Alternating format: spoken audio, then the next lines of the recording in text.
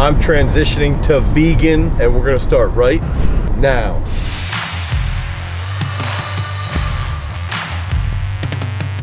What's up, everybody? It's Dane Miller from GarageStrength.com. And if this is your first time to the channel and you're interested in learning more about sports performance, you want to get better with your own nutrition, make sure that you like, you subscribe, and you ring that notification bell so we can help you become a beast.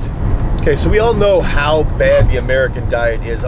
Every single year, millions of people are diagnosed with heart disease. Millions of people are struggling and fighting with problems around obesity, dealing with issues like cancer that could be related directly towards their diet and their overall nutrition. And one of those big factors that ends up happening is that a lot of people look for, what's the best way to go about living? What's the best way to go about with your nutrition, and how can you actually be healthy? And if we can think about what's the standard American diet, right? Like the standard American diet is going to be, I'm eating processed junk food pretty regularly, almost at every single meal.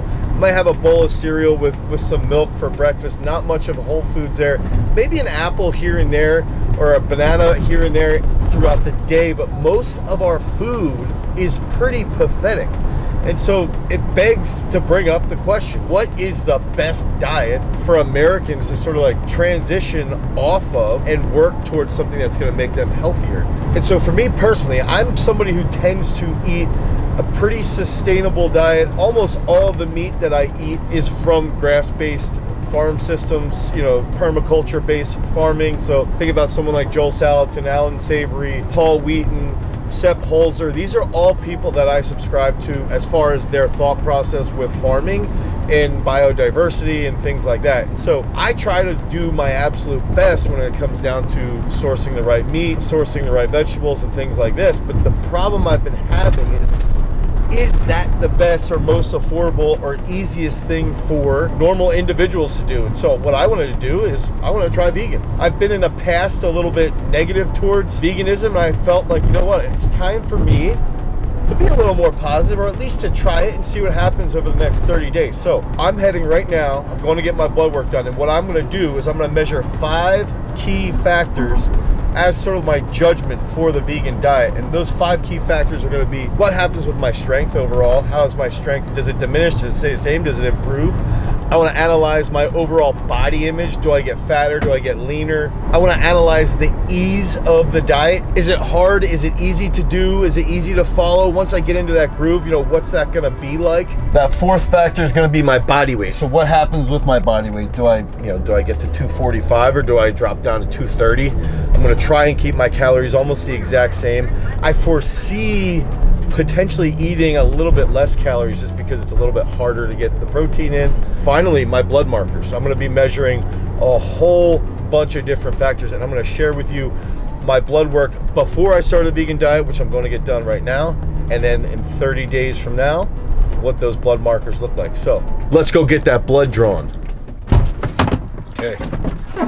Just got the blood work done. Couldn't take the camera in because of HIPAA violations, but I got my paperwork because I left this in the car when I was supposed to be taking it in, but she had it on my labs already. So what did I get done? Just got drawn for free test, total test, testosterone, SHBG, which is sex hormone binding globule, estradiol, which is basically, my estrogen levels, comprehensive metabolic panel, TSH, which is sort of like a thyroid indicator, a lipid panel, which is going to have cholesterol and HDL ratios, triglycerides, DHEA, and then CBC. So we're going to be able to see red blood cells, white blood cells. I've had quite a bit of blood work regarding red blood cells, white blood cells, mainly because when I was dealing with Lyme disease for about 2 to 3 years, they thought I actually had leukemia for a while and lupus, because I had extremely high white blood cells. DHT, which is sort of an offshoot of testosterone. I think it's part of the reason why I'm balding. IGF-1, which is insulin growth factor 1, and then vitamin B12 is a big one that a lot of people think like, oh, when you go vegan, you're going to be vitamin B12 deficient. But I think one of the big things is you can supplement. And a lot of people who eat meat, including myself, I have in the past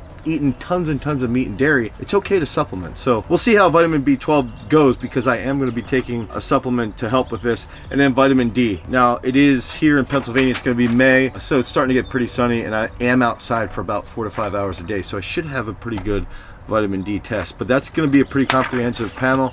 We're going to get this back probably within about 4 to 5 days, and then that's going to help us as a baseline, along with my body weight, which was 239.6. My strength levels, I back squatted 227 for a single, bench press somewhere around like 405 for 5 right now. My body image is pretty good right now. I'm pretty lean. And then overall ease, you know, this is the first day, hasn't been bad, but I did prepare pretty well for it. I've gone through the ringer of trying to line everything up. So let's start this vegan journey and see how everything progresses. Got back from Uzbekistan, didn't train too much while I was there, had a really good vegan diet going the entire time I was traveling, so I'm really proud of myself. Now I'm gonna see how my strength levels are. So I think the heaviest I've deadlifted so far is around 565 for a set of 4, and I did 600 for a double. So today I'm gonna work up decently heavy. I'm gonna do some stuff on the bike, maybe warm up with some squats and do some heavy dead, see how I feel, and that's gonna be a good comparison of where my strength has gone while on the vegan diet. So it's gonna be a good gauge and see if I can still maintain that strength while I'm not getting as much animal protein. So let's check it out. All right, so I just got done hammering out some deadlifts and squats. So I squatted up to 200 kilos. I rode on the bike at 100 calories about just to get the blood flow and sweat going. I like doing pause squats or some double bounce squats to get my lower back warmed up. And then I ended up going 495, 585. 605, 605 I hit for a triple. So I will say this, I haven't hit 605 for triple since I've been vegan. I haven't lost any strength. I would actually argue I might have gained a little bit. The past 2 weeks traveling to Uzbekistan, dealing with that, being out of my normal routine of training, I haven't really been lifting too much. I think, again, going off of this, especially when we're talking about how I felt when I'm doing my bodybuilding work and when I'm doing my strength work, I feel good, I feel fine. If you're transitioning to vegan, it just goes back to find a good program and make sure you're eating well and you have good replacement for what you've typically been eating. So you can get strong being vegan. All right, so I'm on day 42 of being vegan. I'm about to head in and get my blood work done, my second round of blood work. So I'm getting my testosterone, my IGF-1, my vitamin D, my B12, all those, the same exact tests that I got done the first time around. So the whole goal of the experiment was to see what happens over that 30 to 40 day time frame. I'm going to get that work done. I'm going to come back out. I'm going to tell you how it goes, and we should get those results within the next couple days. So day 42, been pretty good, been pretty easy. Let's see what happens with my blood work. Just got done. Got that blood work done. I got test, SH, BG, estradiol, a metabolic panel, thyroid, DHEA, lipid, so my cholesterol. That's what I'm interested to see. I think my cholesterol, I'm interested in that the most. Vitamin B12, vitamin D, IGF-1, DHT. We're gonna wait, hopefully it's about 6-7 days. We're gonna find out. We're gonna go over ease behind the vegan diet, what's hard, what's not hard, and then we can review what actually happened with my blood work. So it's gonna be a fun time.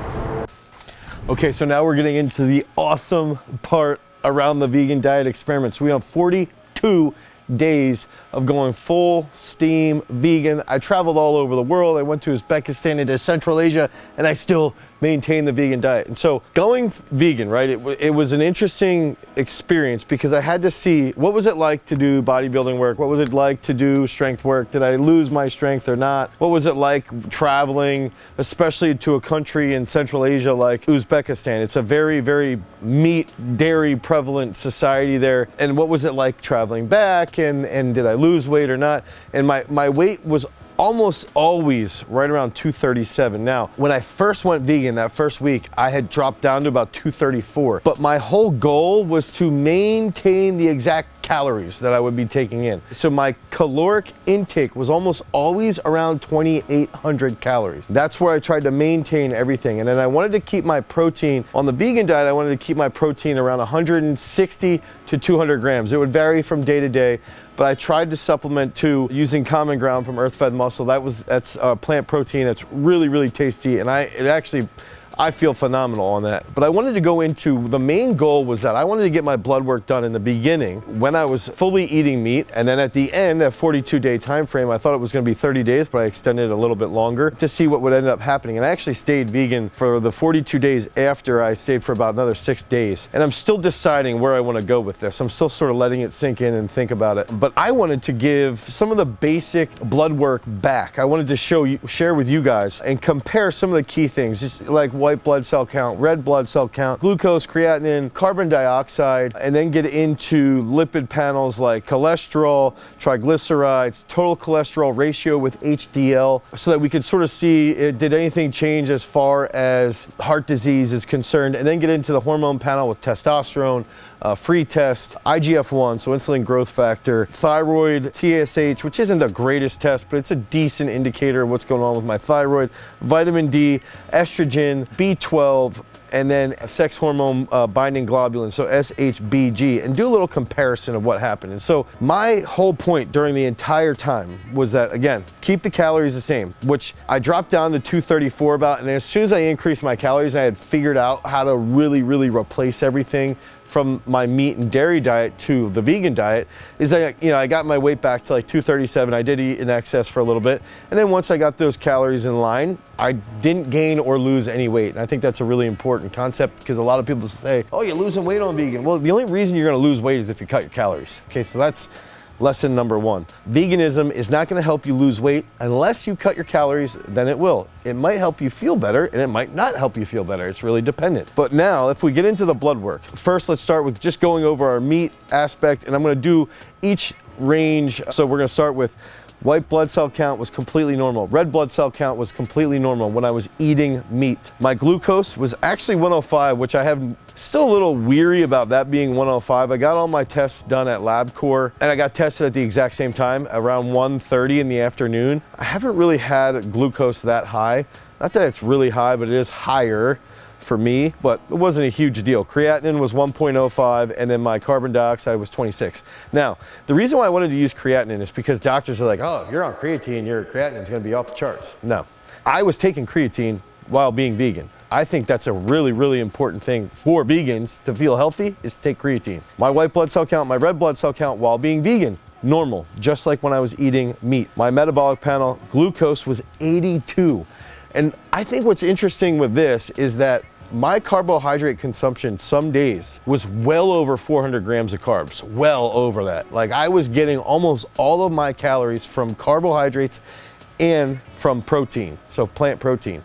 So I was eating a ton of carbohydrates, and my glucose was 82. Now, common misconceptions is that, oh, your glucose is gonna keep raising if you're eating all those carbs, and that's not what happened. I think that's crap anyway to begin with, but I just wanted to point that out. It's a little bit of anecdotal evidence to sort of confirm that that theory is completely false. It's a big misconception. My creatinine on creatine, about 15 grams a day, was 1.08, so pretty normal, in range, and then my CO2 was 25.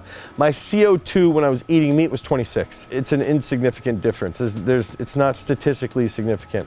Now, if we can get into our lipid panels, when I was eating meat, triglycerides 95, HDL 58, VLDL was 17, LDL was 139, my total cholesterol was 214. And the only reason I will say this, my cholesterol has historically been 249 to 252, almost every single test. If I weigh 250 to 260 pounds, it's gonna be 250, guarantee you. Now, I lost weight down to 237, and my cholesterol dropped to 214. Now, my total cholesterol to HDL ratio was 3.7. Ideally, that'll be under 5.0. To really cut my cardiovascular risk in half would be under 3.4. Now, that number we've got to remember. I'm going to refer back to that. So my lipid panel while being vegan, my triglycerides were 57 compared to 95. 57 compared to 95. My total cholesterol, 201 compared to 214 on meat. 214 was meat, 201 vegan.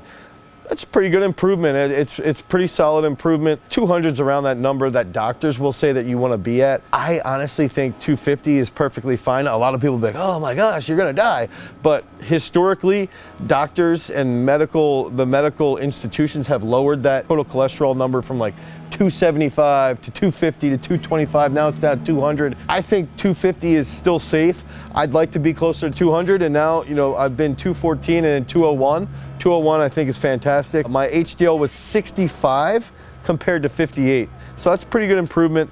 My VLDL was 10, which is really good compared to 17. My LDL was 126 compared to 139, a really good improvement. And my total ratio, cholesterol to HDL, was 3.1. And remember, I had said one of those big key factors, you want to be under 3.4 to like completely cut that cardiovascular risk in half. You want to be under 3.4. I was 3.1 while being vegan. So I think that's a pretty solid improvement. And I have some theories. I think the vegan diet helps with that tremendously. Getting into the hormone panel. Now this is where I think it gets interesting, because if we can compare testosterone, I have higher tests, okay? 1,029 while being on the meat eating diet. Free test 28.9. Insulin growth factor 1, 206. TSH 1.78. Now, that's while being meat eating. Let's get into the vegan diet now. My testosterone 1201 while eating vegan. Free test 29, so almost the exact same number, almost identical. IGF-1 204, almost identical, almost exactly the same. Now if we get into TSH, when I was eating meat it's 1.78, when I was eating vegan it was 1.58. I believe that is a little bit of a drop, but it's still not really statistically significant. Vitamin D, meat 53.4, vegan 60. So my vitamin D actually went up. Now, I got this test done in June while being vegan. I got the first test done the end of April. There's more sunlight in June. I was outside a lot more. I had my shirt off a lot more. I was, that's got to be factored in there. So it's not a huge difference, but it's definitely better with being vegan. But I also was outside more when your body's absorbing more vitamin D. So that could be for more discussion. Estradiol, okay, so E2, 42.1 while eating meat. So my estrogen's always between about 40 and 50 typically, which is a little high. It is a little bit high. Ideally it'd be around 30. But honestly, I feel good. And I know this sounds strange, but erections are actually really related to E2, and I don't have that issue, so I believe that being around 42 is okay. Now my E2 was pretty high on a vegan diet. It was at 49, so that's a little bit higher, and I would like to keep that down closer to 40 based off of how I feel. Now B12, and this is the one thing that, your B12 is going to drop, and I only took morning ritual from Earth Fed Muscle. I wasn't taking B12 shots or anything along those lines. 687 while eating meat, 598 while eating a vegan. Not enough for me to really notice any significant drop. It's still high enough that I feel pretty good. SHBG 24.4, SHBG on vegan 24.4. So that's an important number for how your body metabolizes and utilizes hormones. And so what does that show us really? What I think that sort of demonstrates is when you're thinking about being vegan, or when you're going to be vegan, is that honestly from the blood work, if you have a lipid issue, I think veganism is something that can provide a positive solution for you. Now, the other factor that I believe is a key here is just recognizing like what are your overall goals. And for me, I'm not on a crusade. I believe that if I'm getting my animal products from sustainable farmers that are trying to replenish carbon in the soil, and they're using almost like a permaculture system of farming, well, I believe that's okay for the environment, and I believe that it's okay for the global perspective. I think that vegans tend to see animals as this like separate linear thing of existence, and my philosophical belief is more that we are all one here, and we are all trying to exist, and animals kill each other for survival. And I think that that's one aspect that I think needs to be brought up, is from a philosophical perspective. For me, I was not on a crusade to try and prove that we shouldn't eat animal products. I was more so trying to see if this was healthier for me. And I think one of my goals is I might do this for a longer period of time in the future to really see, because my lipid panel did improve, I believe, significantly enough during that short time frame. I think one other discussion I did want to have is that a lot of people who eat meat, I have grown up eating meat, and I got milk from the farmer down the street. I got eggs from our backyard. I got meat from ourselves, from our own family. And to me, that's very environmentally sustainable. Whereas a lot of vegan products, you might have to buy, soy gets processed or wheat gets processed and they remove the gluten, and then they use the gluten to create seitan or tempeh or anything along those lines. And I think that's a lot of energy that has to be used to create a food source, which then can have a negative impact, a drastic negative impact on the environment. So I think that's from that philosophical perspective. I did want to share that. Now, what do I think about the vegan vegan diet. I don't think it's that hard. Everybody thinks it's so hard. Oh my gosh, you're going vegan. If you have a philosophical belief that you should not be eating animals and you still haven't transitioned to vegan because you're concerned about it, do it. It's not that difficult. It's pretty easy. It took me about 4 or 5 days to figure out, all right, this is what I'm going to utilize to replace for protein. This is what I'm going to utilize to replace for fat calories. I'm going to increase my carbohydrates, and I'm going to get my plant protein from these specific sources. Like I had mentioned, I'm going to supplement with common ground. I utilize cashew milk. We made homemade cashew milk on a regular basis. It's extremely easy and it tastes good. This stuff's not that hard. And that was one thing I was concerned about with the vegan diet, which is why I am open to going back to being vegan. I also felt good because I ate so many carbohydrates. I felt so good when I was lifting. That's one thing I've encountered that's weird with a lot of vegans is they might actually complain. I have a couple friends that are vegan that will sit there and say, well, I'm a little drowsy. I don't have a lot of energy. And I never noticed that because I was always wanting to lift because I had a lot of energy from the carbohydrates. And finding things like mung beans and quinoa and eating more rice and eating a lot of potatoes. I believe that potatoes played a huge role because there's a decent amount, there's some leucine in potatoes. I think that goes a long way as far as helping with recovery. So is it hard to adhere to the diet? It is at first, but once you figure that out, it's pretty simple once you get into a groove. The biggest key factor for weight loss is that it's so restrictive. And if you can think about losing weight, is that the reason why something like the keto diet works early on is that you're restricting, you're removing a macronutrient, you're removing all carbohydrates. So you can lose weight on keto because you cut calories right away. But then over time, people add calories elsewhere. And that's a big factor here, is that losing weight while being vegan happens because you cut calories. And you're cutting calories because you're more restrictive in your diet. Now, one thing I wholeheartedly believe, the average vegan is more in tune with their body than the average meat eater. The average, okay? So the average meat eater is less in tune with their body and how they feel than the average vegan. And the reason why that is because vegans have to think ahead of where are they gonna eat, what are they gonna eat, how are they gonna feel, and on top of that, they're also eating a lot more fiber. So vegans eat way more fiber, and that was one thing that I struggled with early on. The first 2 weeks, I had the worst gas known to mankind. This just horrible gas. But after about 2 weeks, I started to feel better, and I think that one of the key factors here is that we forget what fiber does for us. And the Sonnenberg group at Stanford, they've done a lot of research on this, and I think that it's okay to eat meat if we have high fiber consumption. 65 grams of fiber a day, I think we're gonna feel really good, and we're gonna eat healthier, we're gonna eat more plant matter, and our gut, we're gonna really be feeding our microbiome inside of our gut, and then we're gonna be healthier in turn. And I think that was the key factor for me, was that I didn't realize how much fiber I didn't eat when I was eating that meat on a meat diet. And then when I switched to vegan, I ate a ton of fiber, and at first, like, this is out of control, but I continued with it and I kept progressing, and I believe it played a huge role in improving my lipid panel. And that's where I think a lot of us, outsiders can learn from veganism. And on top of that though, vegans have to adhere to their diet, mainly because of philosophical reasons. They also adhere to their diet and they plan ahead, so they're preparing for situations. Meat eaters don't do that. Then finally, if you go to a party, like I went to a couple birthday parties, instead of eating cake and instead of eating junk food and instead of eating queso dip, I couldn't eat any of that stuff. So I was restricting myself from junk food because I was adhering to the vegan diet.